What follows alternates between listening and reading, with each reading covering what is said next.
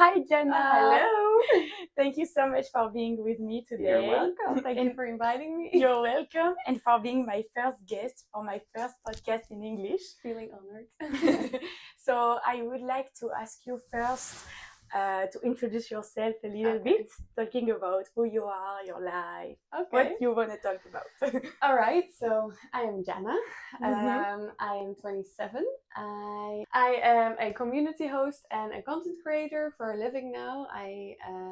I'm doing this almost a year full time. Okay. And I love my dog at home. Nice. I like going for walks. I love drinking mate. Oh, mate. Mate. And what else? And I have a boyfriend, which I really love as well. So Okay. yeah, that's it. Okay, nice. Okay, I'm gonna start with a deep question first. What makes you want to wake up every morning and give something meaningful to the world? Ooh.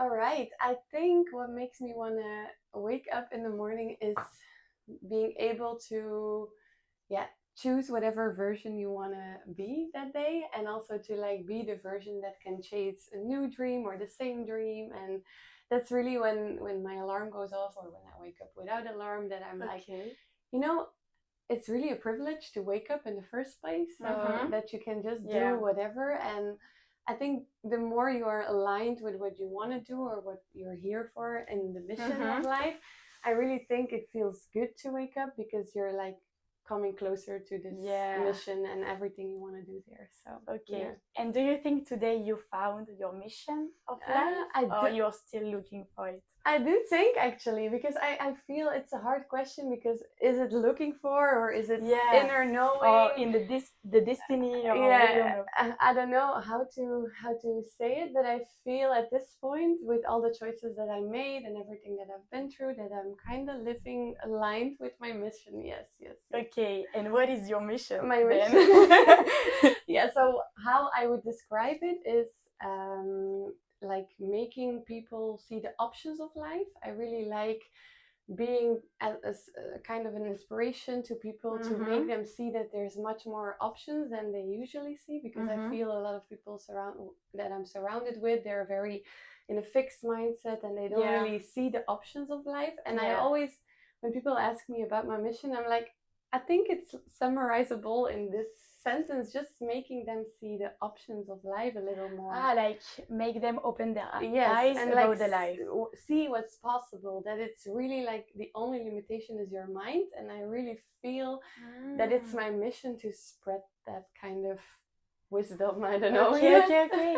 And how do you do it every day, these kind of things, when you talk to the people? Or so basically through my work now a little more, I guess, because of photography. I feel like you really can show people themselves through someone else's eyes. And I always feel like you have your own insecurities, but other people don't see it like that. So that's what I try to do with my photography work, that I really want people to feel as confident and as comfortable as possible, and that they literally see the option of like seeing themselves in a different light, if that makes sense. So this is one of the ways that I'm doing it. And then I host community events every month for women that don't know each other. So I try to like set up creative events, or we do like sporty events, or like all kind of teams, but like every month, and then we get together. And I feel like what I'm doing there is just gathering women that want to talk and like connect. And then because of like having a group of like-minded girls, you feel you go instantly to the depths, and like to therapy talk even, and that people are really opening up about what they're struggling with. And then I feel like it's my task as a host to really like talk and dream with them. And then, because I feel like when you share and you dream about things that are going on, that it's like it's getting more real. So I really feel that I can be contributing to their like little fire, and that you create this space for them. Yes, definitely, the safe space. I feel it's so important. And then they're always like, oh my gosh, I didn't know like there were so many people with the same thing, and it's so nice that I can talk about my dreams here. And so that's what I do, and that's what I love. And when did you realize that it was your purpose, or that you liked it? Good question.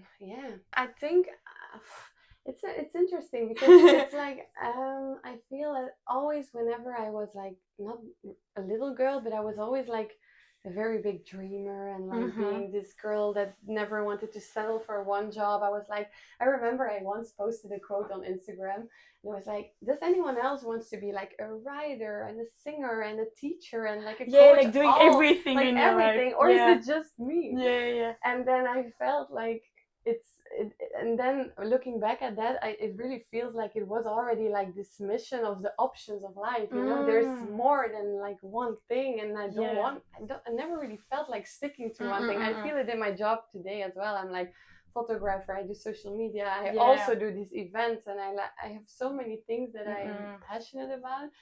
So I feel good question, when did I feel that it was part of my mission, or what my mission was?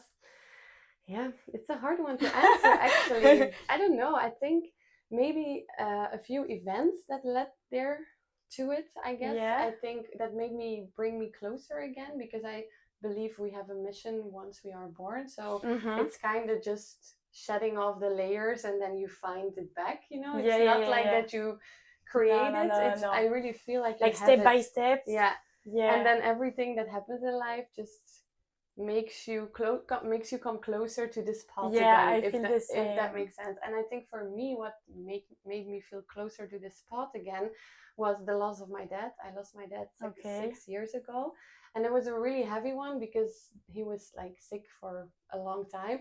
And so you kind of are always like close to the death, and then you start to have these existential questions, and of course you really are like thinking life through, and like why am I on earth, and what do I have to do, and is there more, because what about the death, and like, so that's a very big life event that made me become more spiritual, I guess, and also made me realize that okay, maybe this is not happening without a reason, or I kind of felt like I wanted to give it a purpose, and then you like come closer to it. And then after my degree and after my corporate career, I also hit burnout. So that was another life event where that kind of made me realize, okay, this was just the universe telling me, girl, you're not on your path. Exactly. So that's maybe an answer to your question. I think your body is telling you always if you are on your path or not. Definitely. Yeah, I think so too. And Which degree did you do? I did two. Okay. So I had my bachelor in international entrepreneurship. Yeah.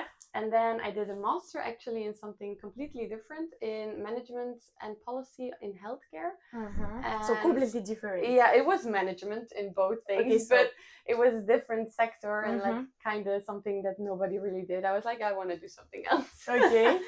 And there I think also that study kind of made me realize, for example, I really grew up with the idea of you get sick and it's like fate. But then I saw a lot of statistics that maybe it's not that much of fate. It's also like your lifestyle and health. And because the last 10 years, it's like, or 15 or 20 years even, it's getting more known that lifestyle is important. But I feel before that, the generations before us, they weren't really doing a lot of sport and healthy.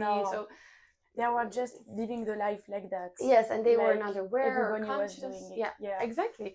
So I feel that for me at that point, it was also new information because I really went through life like, okay, it's fate. You get sick or you don't. Yeah. And then I saw, no, it's not true. You really have a lot of things that you can do about it. So another thing in my life path that made me question this existential, like, what is this purpose and how is it linked and stuff like that. So that's what I studied, and I really enjoyed studying it because that made me open my eyes a bit more on this healthcare system as well. Okay, because I feel when we are students, like the society always says to ourselves, you have to choose a university degree because it's gonna define your life. Okay. And it's so difficult to choose one because then you have a lot of friction. And so, for you, it didn't define your life or your future. Not at all. Look at me doing something completely else. No, but it's a common thing, right? People always say like, oh, it's so important to have a degree. And I get it. I mean, I don't regret it. It's important, but it's not that important as people say. I would say it's my opinion. Because so. as you said, we can still do every job that we want, do every formation. Exactly, and there's so much information out there that I don't think a degree matters that much anymore. But of course, it can help with your development, and it's interesting if you like studying. But for me, it's like, you see, I have 2 degrees and I'm doing something completely else. And I have a lot of friends that are having a degree because you have to choose it when you're so young. Yes, how do we know what we want, right? Yeah, like in the high school you have to choose. Like 18. Yeah. Pick a choice. Yeah, and I know that every year, me personally, I want to do something different. We evolve so fast. Same. So I don't think it defines you, but it's so now you are working online, yes, right? And mostly, how is it to be always in front of the laptop? I didn't really think about it. I really enjoy it because it gives me freedom. But of course it's like intense because that's the thing, you don't really realize it. So sometimes you get caught up in it, and you can work and continue working because you don't have a lot of boundaries. It's not going to a physical office and then you close the door. So maybe in that sense it's not always easy, but actually I really enjoy it. The fact that I can just take my laptop, feel like I have my shit together and everything is there. I just like it. And you can work also everywhere. You can travel and look at this. Yes. We're here. Nice. This is nice. Yeah, it's very nice. And do you have some plans for the future? Difficult questions. No.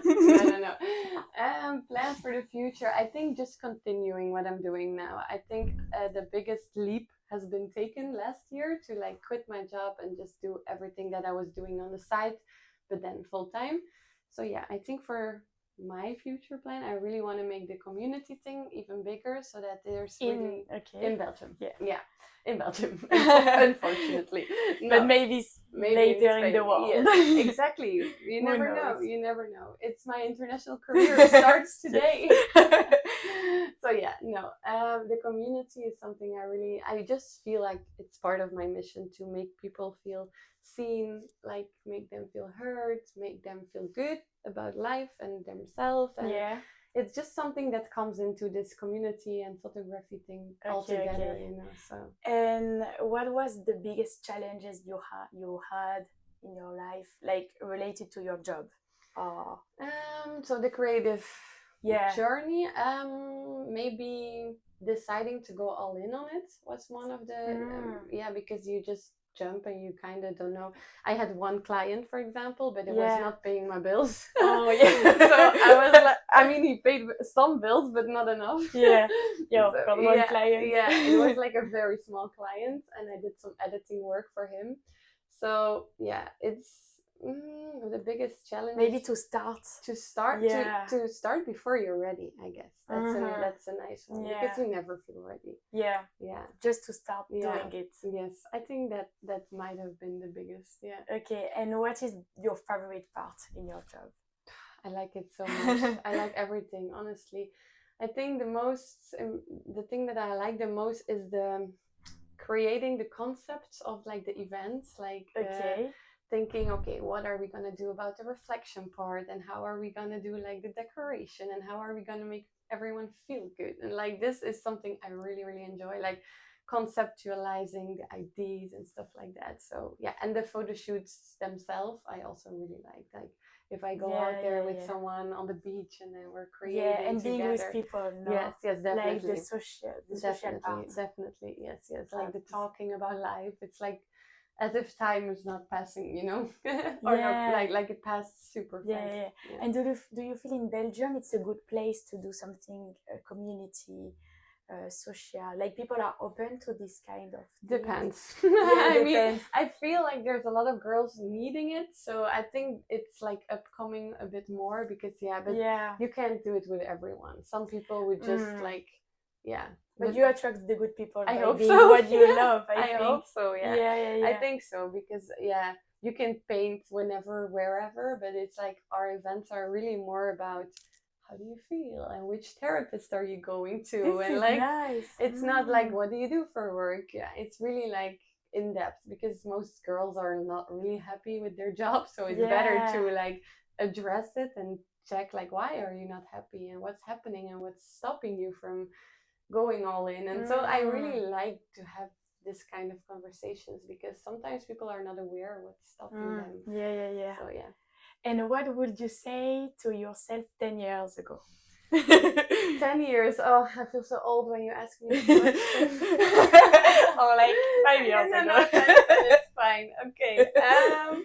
Maybe to just keep dreaming, no matter what they say, because yeah, I think that's really what I want to say to my younger self. Just keep dreaming, even though people around you don't dream. Oh yeah, that's nice. Yeah, I feel like that. And not also be limited in your dream. Yes, exactly. Because yeah, that's what you meant with your last question, I guess. With, or if it's the good environment, I feel it's not the perfect environment, because a lot of people are small-minded. But then again, I want to keep dreaming even though the environment is not supportive, you know, like then that's maybe part of my mission again, to make them see that dreaming is working. Even if you are not in the good environment, if you want to do something, you do it, and then you will be with people you attract with people, the same vibe. Exactly, but I feel it's hard when you are in an environment where people don't understand you.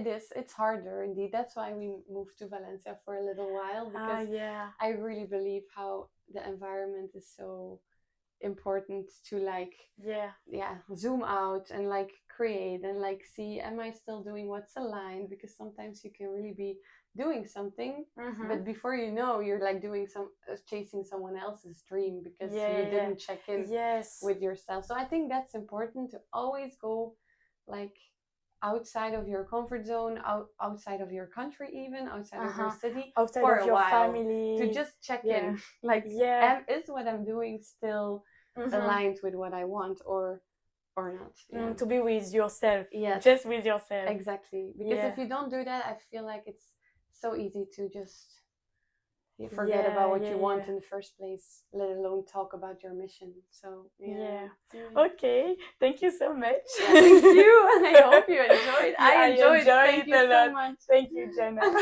So cool.